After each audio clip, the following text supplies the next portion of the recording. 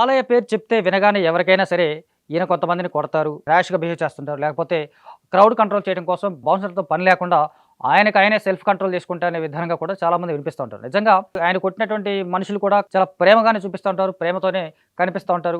దెబ్బతిన్న విధానాన్ని కూడా ఆళ్ళు చాలా ఇష్టంగా చెప్పుకుంటూ ఉంటారు. అంటే ఒక రకంగా చాలా సీరియస్ పర్సను, చాలా కోపిష్టి, లేకపోతే ఈయన 10 మందిని కొడతా ఉంటాడు, ఇయన్నీ రకరకాల మాటలు మాత్రం చాలా వినిపిస్తూ ఉంటది బాలయ్యకి సంబంధించి. అయితే వ్యక్తిగతంగా చూస్తే మాత్రం బాలయ్య చాలా మంచోడు, చాలా గొప్ప వ్యక్తి. పర్సనాలిటీ పరంగా చూసినా, సినిమాల పరంగా చూసినా, ఎలా చూసినా సరే బాలయ్య అందరితో బాగున్నంత సేపు బాగుంటాడు. లేకపోతే బాలేనప్పుడు మాత్రం కాస్త రియాక్ట్ అవుతుంటాడని మాత్రం చాలా క్లియర్‌గా తెలుస్తుంది. అంటే మిగతా హీరోలతో బాలయ్యకి ఉన్నటువంటి చిన్న తేడా ఏంటంటే, ఆ రియాక్షన్ ఇమ్మీడియేట్‌గా తెలుస్తుంది. ఆ రియాక్షన్ ఇమ్మీడియేట్‌గా కనిపిస్తుంది. ఆ రియాక్షన్‌తో పాటు అది సీరియస్‌గా కావచ్చు, లేకపోతే అగ్రెసివ్‌గా కావచ్చు, లేకపోతే అట్ ద సేమ్ టైమ్ ప్రేమగా కావచ్చు, అభిమానంగా కావచ్చు, ఎలా చూసుకున్నా సరే ఆయన ఏ అభిమానాన్ని సరే ఇమ్మీడియేట్‌గా ప్రదర్శించే విధానం మాత్రం చాలా కొత్త డిఫరెంట్‌గా ఉంటుందనేది మాత్రం చాలా క్లియర్‌గా తెలుసు. సో, చాలా మందిని కొడతాడు పేరున్నటువంటి బాలయ్య నిజంగా ఒక ఇద్దరు దర్శకుల చేతిలో దెబ్బలు తిన్నాడు అన్న విషయం ఎంతమందికి తెలుసు? బాలకృష్ణ కొట్టాడనే మాట మాత్రం చాలా మందికి తెలుసు కానీ, ఆయన కొట్టించుకోబడ్డాడు లేదా దెబ్బలు తిన్నాడు అన్న విషయం మాత్రం చాలా తక్కువ మందికి తెలుసు. నిజానికి బాలయ్య లాంటి ఒక స్టార్ హీరో ఎన్టీఆర్ లాంటి బిగ్గెస్ట్ స్టార్ హీరో కొడుకు, వారసుడు, అలాంటి హీరోగా కనిపించినటువంటి వ్యక్తిత్వ విధానం కావచ్చు, అలాంటి మనిషిని ఇంకొక ఇద్దరు దర్శకులు కొట్టడం ఏంటి? నిజంగా కొట్టడంలో ఎంతవరకు నిజం ఉందనేది మాత్రం ఈ వీడియోలో చూద్దాం. 1974లో వచ్చినటువంటి 'తాతమ్మ కళ' అనే సినిమా, ఆ సినిమా డైరెక్షన్ సంబంధించి సీనియర్ ఎన్టీఆర్ ఆ సినిమాని డైరెక్ట్ చేశాడు.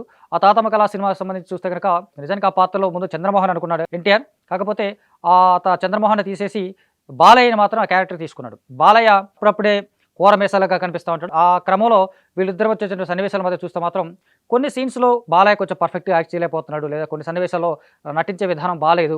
తడబడుతున్నాడు, కొంచెం ఇబ్బంది పడుతున్నాడు అనే విషయం తెలుసుకొని గమనించి ఎన్నిసార్లు చెప్పినా సరే రీటేక్ అని ఎన్నిసార్లు చెప్పినా సరే తట్టుకోలేక ఆయన ఎళ్లి ఒకసారి లాగిపెట్టి చెంపదెబ్బ కొట్టాడు. బాలయ్యని కొట్టడం ఏంటి అనేది ఈ మాటకి లేదు కదా! కొట్టింది ఎన్టీఆర్ కాబట్టి ఆబ్వియస్‌గా యూనిట్‌లో అందరూ కూడా చాలా కొంచెం ముందు భయపడ్డా లేదా ఇబ్బంది పడ్డా లేకపోతే షాక్ తిన్నా సరే కొట్టింది ఎన్టీఆర్ కాబట్టి హ్యాపీగా తీసుకుంటారు. చాలా ఆ తర్వాత బాలయ్య టేకులు ఓకే చేశాడు. తర్వాత సినిమా చేశాడు. సినిమా బాగుంది. సినిమా ఆకట్టుకుందనే విషయం మొత్తం కనిపిస్తుంది. అంటే యవ్వనంలో ఉన్నటువంటి అప్పుడప్పుడు మెల్లమెల్లగా యవ్వనంలో అడుగుపెడుతున్నటువంటి వయసులో కనిపిస్తున్నటువంటి బాలకృష్ణ కాబట్టి అలా దెబ్బతిన్నాడన్న విషయం మాత్రం కనిపిస్తుంది. ఆ తర్వాత 10 ఏళ్లకి ఆల్మోస్ట్ 10 ఇయర్స్ తర్వాత 1984లో 'మంగమ్మ గారి మనవడు' సినిమాకి సంబంధించి షూటింగ్ కూడా జరుగుతోంది. కోడి రామకృష్ణ డైరెక్టర్. కోడి రామకృష్ణ డైరెక్షన్‌లో నటించినటువంటి సినిమా అంటే కోడి రామకృష్ణ అంటే అప్పటికే ఒక మంచి హిట్ డైరెక్టర్ లేకపోతే మంచి దర్శకుడిగా కూడా పేరుంది. అటు బాలయ్య కూడా కోడి రామకృష్ణ మీద ఒక ప్రత్యేకమైనటువంటి అభిమానం ఉంది. అయితే ఈ సినిమాకి సంబంధించిన షూటింగ్‌లో కూడా వాళ్ళిద్దరి మీద ఒక సన్నివేశం పట్ల చాలా ఇబ్బంది పడతా ఉన్నాడు. చాలా ఎన్ని సార్లు చెప్పినా రీటేక్‌లు చెప్పినా సరే బాలయ్య ఇబ్బంది పడుతున్నాడు. బాలయ్య చేయలేకపోతున్నటువంటి విషయం మాత్రం కనిపించినట్టు తెలుసుకొని చాలా కోపం పట్టలేక కోడి రామకృష్ణ బాలయ్య గారిని చేసుకున్నాడు. మళ్ళీ ఒకసారి ఆయన చెంపదెబ్బ కొట్టాడు. అంటే నిజంగా షాక్. ఎంటైర్ యూనిట్ కావచ్చు, మొత్తం ఆ టీమ్ అంతా కూడా షాక్ తిన్నారు. బాలయ్య లాంటి హీరోని అప్పటికే హీరో అయ్యాడు, ఎస్టాబ్లిష్ అయ్యాడు కొంచెం. కాకపోతే బిగ్గెస్ట్ స్టార్ హీరో కాదు అప్పటికి. ఎస్టాబ్లిష్ అయినటువంటి hero at the same time NTR గారి కొడుకు. ఎన్టీఆర్ గారి కొడుకుని కొట్టినటువంటి పరిస్థితి ఎంత దారుణమైన దర్శకుడి పరిస్థితి అయిపోతుంది కదా! డైరెక్టర్ పని అయిపోయినట్టు అని చెప్పేసి చాలామంది భావించారు. కానీ ఆ విషయాన్ని కూడా చాలా లైట్‌గా తీసుకొని బాలయ్య మళ్ళీ ఆ టేకుని కరెక్ట్‌గా సీరియస్‌గా తీసుకుంటే దర్శకుడు చెప్పినటువంటి మాట కావచ్చు, దర్శకుడు చెప్పినటువంటి విధానం కావచ్చు, దర్శకుడు చెప్పినటువంటి ఆ పాత్రని కరెక్ట్‌గా ఎస్టాబ్లిష్ చేసే విధానంగా కూడా తను సీరియస్‌గా తీసుకున్నాడు బాలకృష్ణ. అంటే కొట్టాడు కాబట్టి ఆయన మీద కోపం తెచ్చుకోవడం లేదా దెబ్బ తిన్నాడు కాబట్టి ఆయన మీద పలుకుబడింది కాబట్టి అలా రకరకాలుగా బిహేవ్ చేసిన విధానం కాకుండా ఆయన చెంపదెబ్బని ఫేవర్‌గా తీసుకున్నాడు. చాలా హ్యాపీగా తీసుకున్నాడు. ఆ చెంపదెబ్బ తర్వాత మళ్ళీ రీటేక్ చేసి ఆ కరెక్ట్‌గా టేక్‌ని మళ్ళీ పర్ఫెక్ట్‌గా చేసినటువంటి విధానం కూడా కనిపిస్తుంది. ఆ 2 సందర్భాల్లో ఇద్దరు దర్శకుల చేత బాలయ్య చెంపదెబ్బలు తినడం అనేది మాత్రం చరిత్రలో నిలిచిపోయినటువంటి విషయంగా కనిపిస్తుంది. అంటే బాలయ్య అని కనిపిస్తే మనకు బాలయ్య కొట్టాడు అనేటువంటి మాట నుంచి బాలయ్య దెబ్బలు తిన్నాడు అన్న మాట మాత్రం చాలా అరుదుగా కనిపిస్తుంది. చాలా అరుదుగా వినిపిస్తుంది మనకు. అంటే ఎన్టీఆర్ కొట్టాడంటే ఒక రకంగా అనుకోవచ్చు. అంటే అది యవ్వన ప్రాయంలో కాబట్టి. కోడి రామకృష్ణ కూడా కొట్టాడంటే మాత్రం చాలా చాలా పెద్ద విషయం.